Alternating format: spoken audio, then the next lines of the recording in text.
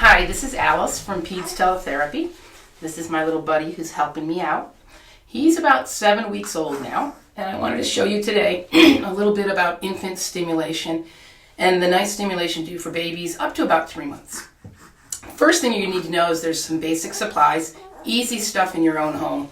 I'm going to show you.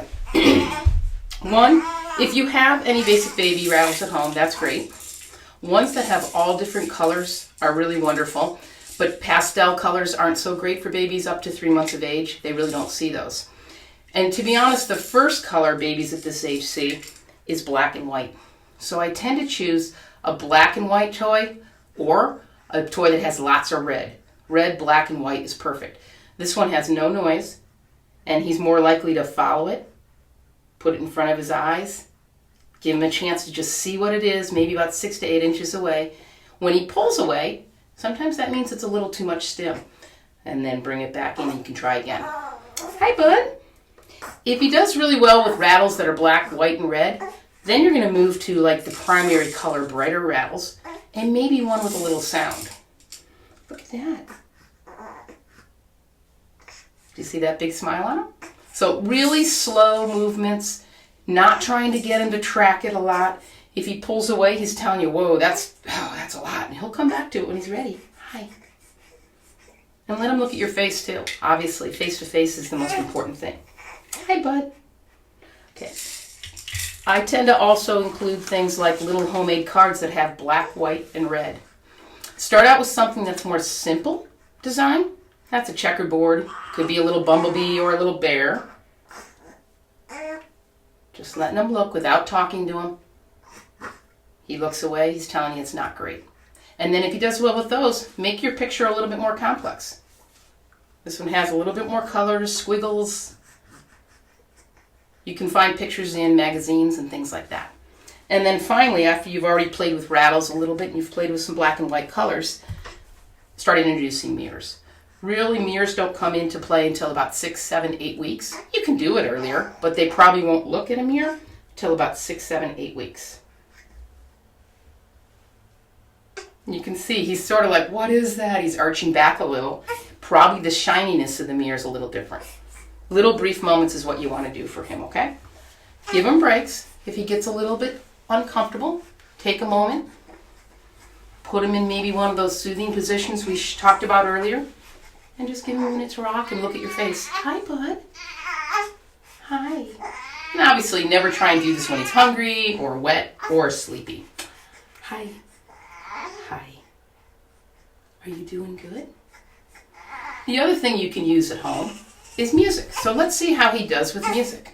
I'm going to reach over here and grab my iPhone. You can use whatever you want.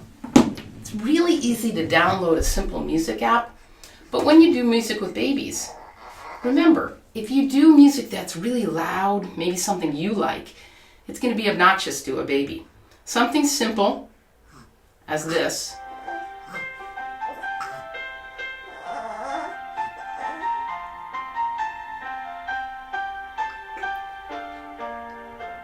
See that? He's really calming down in his movements. He's not get as irritable.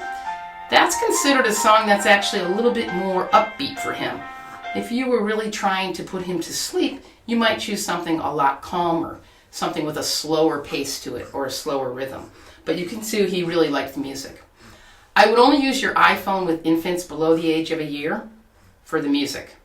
Try and avoid as much as possible showing him the pictures on the phone, showing him videos. You can show him pictures of your family for fun. But today's generation, we have 2, 3, 4-year-olds who are hooked on iPhones now. And really, it's not good for their vision. So if you use your iPhone or any phone, try to do it for the music component, but not so much for videos, pictures, games. Try to make it something that's occasional. I'm going to put him back here. So we've talked about visual stim with our cards and rattles. We've talked about music. And then auditory. Talk to him a lot, but don't try to introduce music, talking, and pictures at the same time. If I wanted to see if he's responding to my voice, I'd face him away from me like he is now. He's not looking at me. And I'd just say, Landon, Peter, Michael, whatever his name might be. And see if he calls and turns to you. If he responds by calling with the voice, ah, blah, blah, he's talking back or looking for your voice. If he does well with that, you can start doing a lot more face-to-face. Again, putting in this position is just a great position. Hi. What are you telling me? But make everything you say to him very short and brief. Try not to be like, hi buddy, how we doing? What's up? That's just too overstimulating. And obviously, if you want to sing to him or read him a book, just slow-paced voice, low volume, and not making things a little too busy. A lot of times if you feel his breathing by your hands on his chest, that's the pace of activity you should do with him. Right now, he's sort of in a nice, alert, his eyes are bright open at me right now. He's not upset. He's actually listening to me as I talk to you. So that's the pace I would go, you're doing good right now. Are you talking to me? Are you about to giggle? Yeah, that's a really good moment right now. He's not churning away from me. If he's churning his head, arching back, he's not ready for the stimulation you're doing. This would be a great time, because he's actually looking really happy too, to pull out that little rattle. What is that? Oh, I wish you could see his face. What is that? And try that. If you're done with FaceTime, you can also turn him away from you. Usually I do the turning away more at 2, 3, 4 months. Not quite as early as him. He's only 7 weeks, but we're just going to play for a minute. Keeping him away from you now is a little more challenging for him. He's used to seeing your face when you're breast or bottle feeding him, when you're changing diapers. So this is a little bit more like the environment's behind him. Now he's seeing a busy environment and you're throwing a toy in or a visual card. If these don't go great, go back to that mirror, because if he sees his own face, what is that? Oh, a little bit of spitting. And lastly, when you're doing any of this stimulation, it's important to keep containing him so he doesn't have too much movement. As you saw when he was on my lap facing me, I kept him tucked. I sort of had his shoulders even forward, just like I am right now. The less movement when you're trying to work with vision and auditory and social, because really that's what you're doing here, is a lot of socialization and cognitive skills. Slow the movements down. I even sometimes just gently put my hand on an arm. You don't restrain or hold back or bundle the kid up, but just taking those hands and just calmly keeping them here, rocking. All right, I hope you've learned a lot about infant stim today. Feel free, if you have any more questions, to go on my website, pedsteletherapy.com, or email me any questions, alice@pedsteletherapy.com.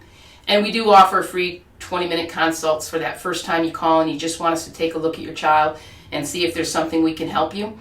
Our website and our services are not exclusive to any kids with disabilities. We work with kids who have no disabilities. We work on teaching parents what's the next step of development, and just basic infant stim techniques to keep them growing along their right motor scale. Thank you for your time, and this little guy thanks you too.